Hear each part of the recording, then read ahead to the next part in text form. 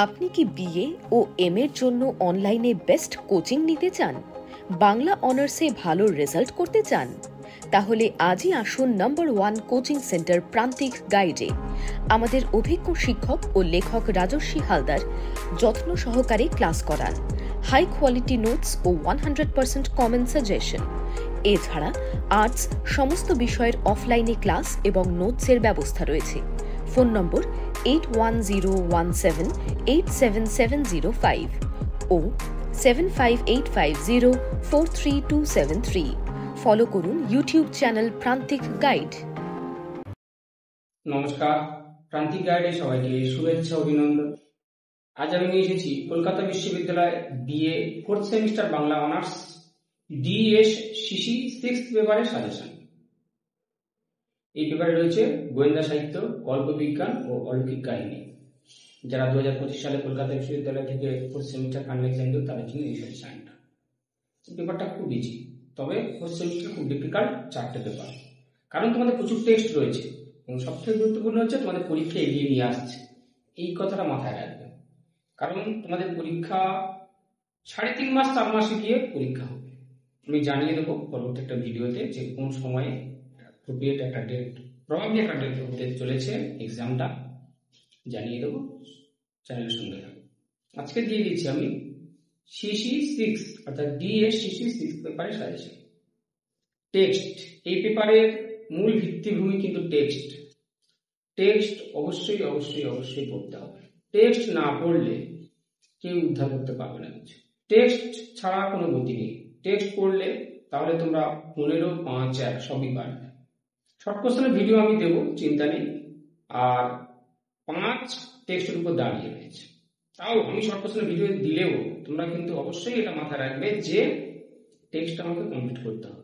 টেক্সটগুলো তোমরা গুগল থেকে ডাউনলোড করে নাও, নিয়ে প্রিন্ট আউট করে নাও, কারণ এই টেক্সটের যে বইগুলো হবে সেগুলো কিন্তু অনেক করে দাম। সবার পক্ষে কেনা সম্ভব নয়। যাদের পক্ষে কেনা সম্ভব তারা বইগুলো কিনে নিন, কারণ সজল কাঁটার দাম তোমার 900 টাকা পড়ে যাবে।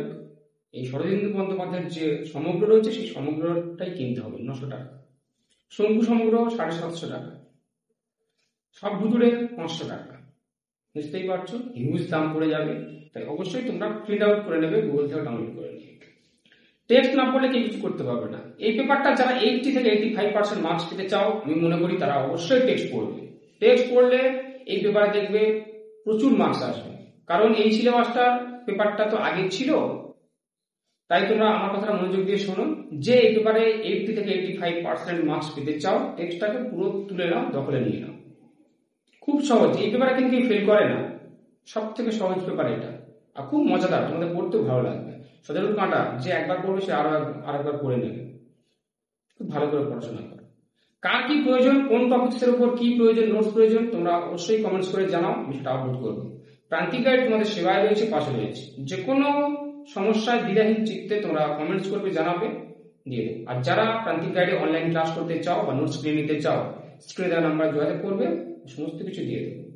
আমি খুব স্বল্প পারিশ্রমিকে অনলাইন ক্লাস এবং নোটস প্রোভাইড করি। আমাদের অনলাইন ক্লাস চলছে, যারা ক্লাস করতে চাও অবশ্যই যোগাযোগ করবে, সমস্ত নোটস আলোচনা দিয়ে দেবো। তাহলে দেখো, মডিউল 1-এ রয়েছে সজল কাঁটা, শরদিন্দু বন্দ্যোপাধ্যায়। আমি কোশ্চেন বলে যাচ্ছি, খাতায় লিখে নাও। এই পেপারে 5 এবং 1 সব থেকে গুরুত্বপূর্ণ, কারণ 15 নম্বরের অ্যান্সার সবাই দিবে।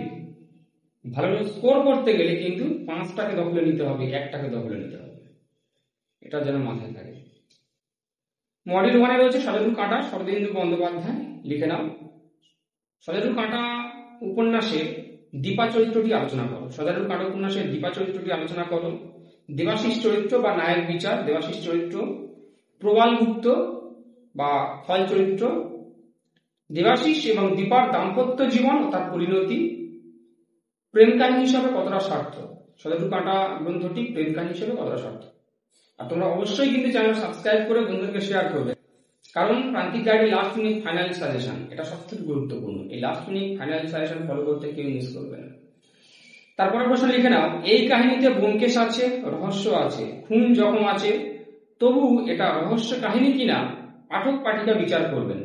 মন্তব্যটির প্রেক্ষিতে সজল কাঁটা রচনাটি বিশ্লেষণ করো।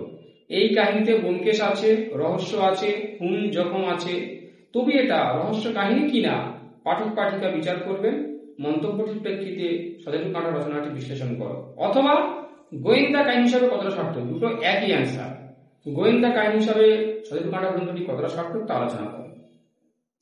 পরের প্রশ্ন, সদাইটু কাণ্ড উপন্যাসের উপক্রম অনুক্রম অংশটির সংযোজনের গুরুত্ব। সদাইটু কাণ্ড উপন্যাসের উপক্রম অনুক্রম অংশটির সংযোজনের গুরুত্ব আলোচনা করো। পরের প্রশ্ন হচ্ছে সত্যান্বেষী ব্যোমকেশ চরিত্রের গুরুত্ব আলোচনা করো। সত্যান্বেষী ব্যোমকেশ চরিত্রের গুরুত্ব আলোচনা করো। এগুলো 15 জন্য। 5 আমি পরবর্তী একটা ভিডিওতে একসঙ্গে দিয়ে দেবো 3টে মডিউল থেকে। শঙ্কু সমগ্র থেকে করবে, সত্যজিৎ রায় শঙ্কু সমগ্র থেকে করবে। শঙ্কুর চরিত্রটি আলোচনা করো।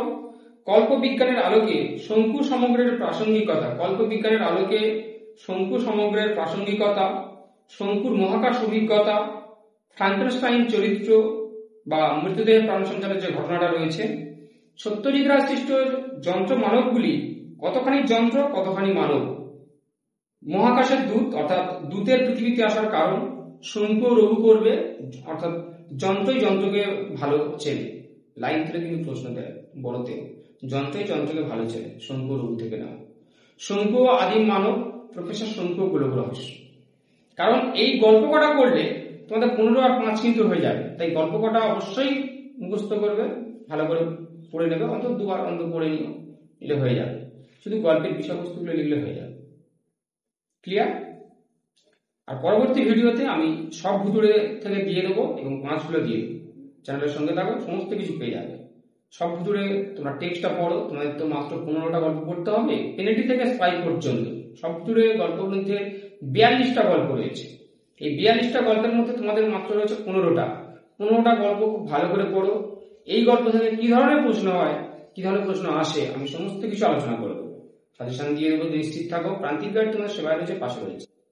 আর যারা প্রান্তিক গাইডে অনলাইন ক্লাস করতে চাও বা নোটস কিনে নিতে চাও, তারা শীঘ্রই যোগাযোগ করবে, সমস্ত কিছু হেল্প পেয়ে যাবে। প্রান্তিক গাইড তোমাদের সেবায় রয়েছে, পাশে রয়েছে।